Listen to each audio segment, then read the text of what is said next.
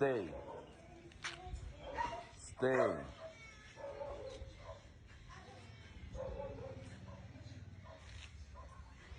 Stay. May problema ba sa pangahabol o pangaharas sa pusa ng mga dogs ninyo? Stay. Iharap nyo lang sila lagi sa mga pusa. Tapos doon nyo sila sawayin habang nagpapakita sila ng Stay. aggression sa pusa.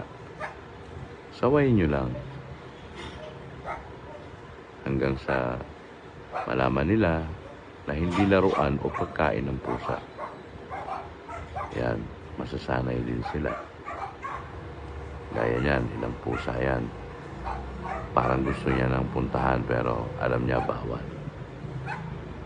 Pag hindi kaya, dalhin niyo sa akin, ayusin natin ang kaso. Have a nice day. Good stay, Lucy. Good stay.